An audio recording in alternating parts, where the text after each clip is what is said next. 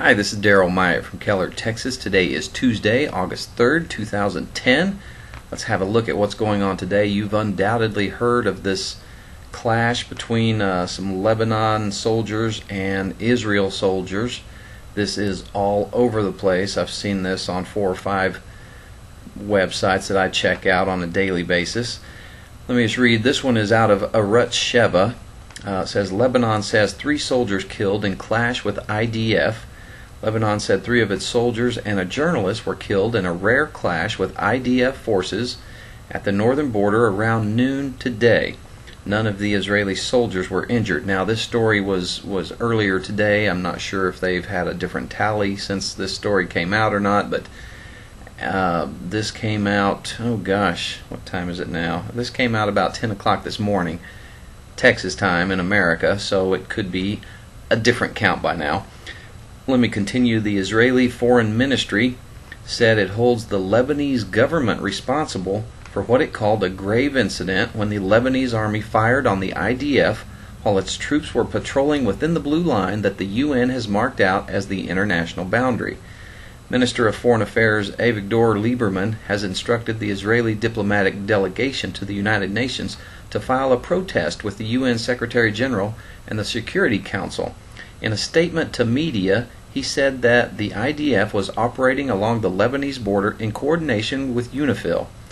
The Foreign Ministry added that the Lebanese fire was a severe violation of the UN Security Council Resolution 1701, which ended the 34-day-old Second Lebanon War 4 summers ago. Lebanon claimed that the Israelis were operating in its territory and were trying to uproot a tree that blocked a lookout on a Lebanese village. Lebanon also alleged its Lebanese soldiers fired warning shots at the IDF, which allegedly responded with rocket-propelled grenades and tank fire. Military spokesman said that after the Lebanese army fired on the soldiers, the IDF immediately returned fire with light arms and made use of artillery fire. Several minutes later, an Israeli Air Force helicopter fired at the Lebanese Army Battalion Command Center, damaging several LAF armored combat vehicles. Quiet has returned to the border, but Lebanese Prime Minister Saad Hariri condemned what he called Israeli aggression. Israeli aggression. I just want to read, here's another spin on this same story out of the Depka file, depka.com. Lieutenant Colonel Dov Harari was killed by Lebanese snipers. The border tension brewing for weeks on the Lebanese-Israel border boiled over Tuesday, today, August 3rd, into a heavy exchange of cross-border fire. Lieutenant Colonel Dov Harari, 45, from Netanya, battalion commander of the eastern Lebanese sector, was killed in a surprise Lebanese cross-border attack. He was killed by what Major General Gadi Eisenkot, OC Northern Command, later called one of 2 well-planned, unprovoked sniper ambushes set by the Lebanese army. One against a group of Israeli officers standing behind the border fence, and the second an RPG attack on an Israeli tank. Israeli Major Ezra Lakiya from Kfar Arif was seriously injured. Doctors are fighting for his life.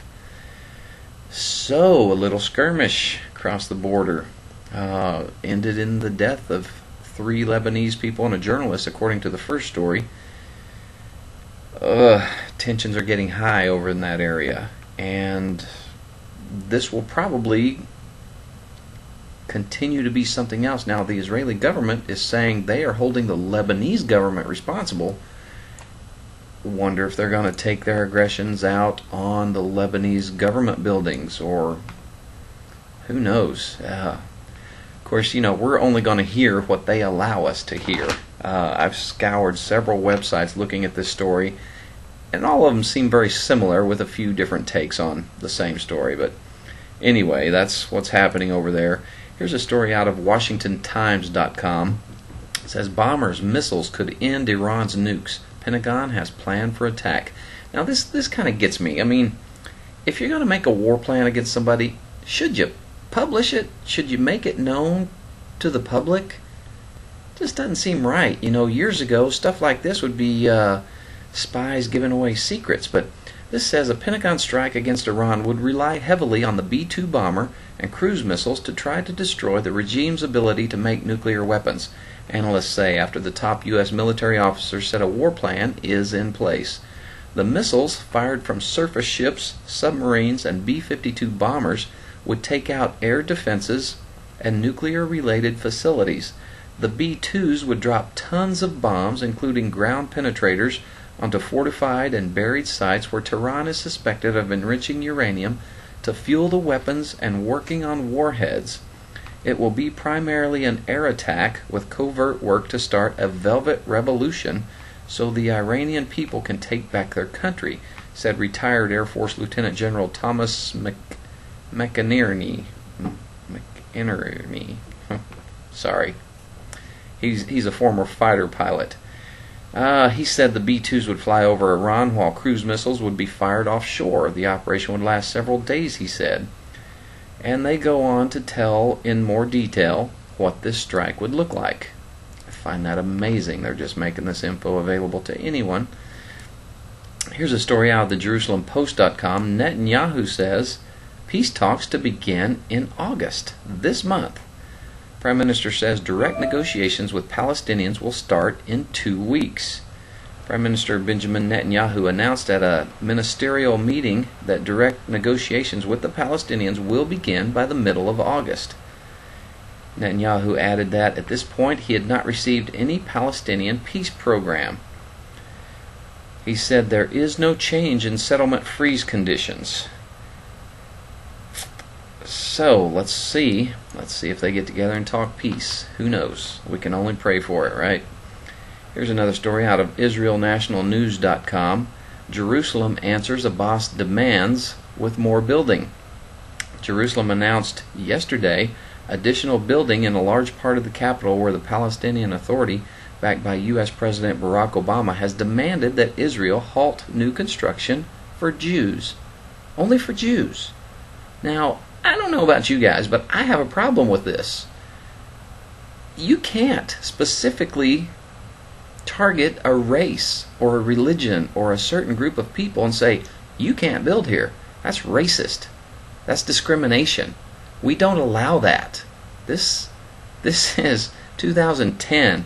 I think we're beyond race discrimination, aren't we? I would hope and pray that we are. If this were to happen in any part of America, I'm in real estate. If you discriminate against any race or protected group of people, you can go to jail and pay a huge fine. And for anyone to say, you can't have construction for Jews in this particular area, just makes my blood boil. I hate the double standards. The world has double standards. It's okay in Israel, but not everywhere else. And it just makes me sick, the way the world treats Israel. I'm sorry, I line up with the Bible. They're God's chosen people. It's the apple of God's eye. I go with that. Says, I will bless those who bless Israel and curse those who curse it. I follow that line of thinking. I'm on Israel's side every time. And don't send me messages, oh, have you heard that they've done this, they've done that, they blah, blah, blah. There's no perfect people. Bible's clear. All have fallen short of the glory of God. Everyone sins. Everyone. So don't tell me about somebody's sins or where they fall short of God's glory. I know that. However, it doesn't change that they are God's people.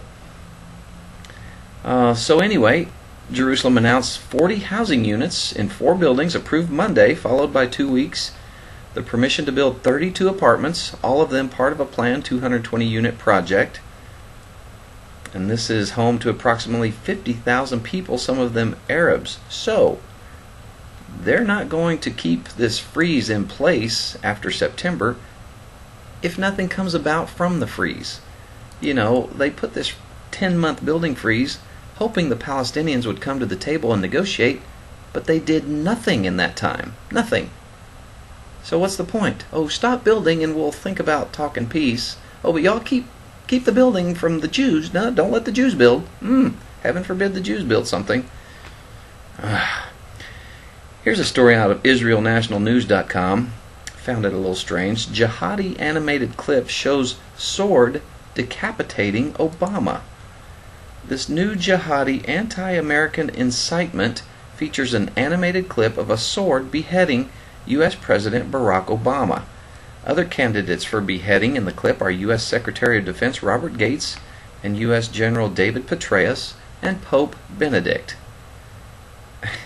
The website's message, translated by Middle East Media Research Institute, MEMRI, was posted by someone calling himself Sama Baghdad, who described himself as a student at the Al-Fallujah Islamic University, meaning a member on the website's Islamic Jurisprudence Forum. So here they have cartoons decapitating President Obama, the Pope, and others. Really. And oh, yeah, don't forget, though, this is from that peaceful religion. Those peaceful people, they're so peaceful.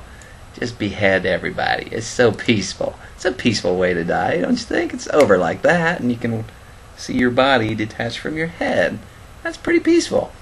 Speaking of peaceful, let me go to Psalm 3, verse 5. Of course, this is David talking. He says, I lay down and slept. I awoke, for the Lord sustained me. Now, I like to bring you little passages that you probably aren't going to hear in church. I'm not going to always hit on the most popular verses, but something like this, you need to stop and think about, because, in biblical times, sleeping was much different than it is today, especially for David, who wrote Psalm chapter 3. Back then, there weren't house alarms to alert them to intruders or people seeking to hurt them. And in David's case, he frequently found himself as a fugitive on the run, which forced him to sleep without the benefit of locks or gates or even walls sometimes. So we see sleep mentioned in this psalm. It carries a real sense of being vulnerable. I mean, he was open to anything at that point. And that's what makes David's declaration here all the more meaningful. He says that the Lord sustained him as he slept. In other words, David is acknowledging the fact that God was the one who was presiding and watching over him as he entered into the most vulnerable phase of his daily life, when he had no ability to protect himself from the advancing attack of an enemy, and there were many for David. God was there to protect him. Now for us, sleeping usually doesn't entail the same risk as it did for David, but the truth of this passage still applies to us today. All of us are vulnerable at some time or another. I mean, there's bound to be some moments when we are simply incapable of protecting ourselves, like when we're sleeping.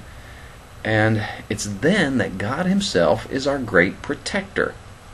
As a matter of fact, He's our protector at all times. Even when we think we've got ourselves covered, God guards us and watches over us. But His protective presence in our lives is most evident as He guards us throughout those vulnerable night watches of our lives. Let me read you some other scriptures out of Psalm 4, verse 8. I will lie down and sleep in peace, for you alone, O Lord, make me dwell in safety. How about Psalm 54, verse 4? Surely God is my help. The Lord is the one who sustains me. Isaiah 50, verse 4. The sovereign Lord has given me an instructed tongue to know the word that sustains the weary. He wakens me morning by morning, wakens my ear to listen like one being taught.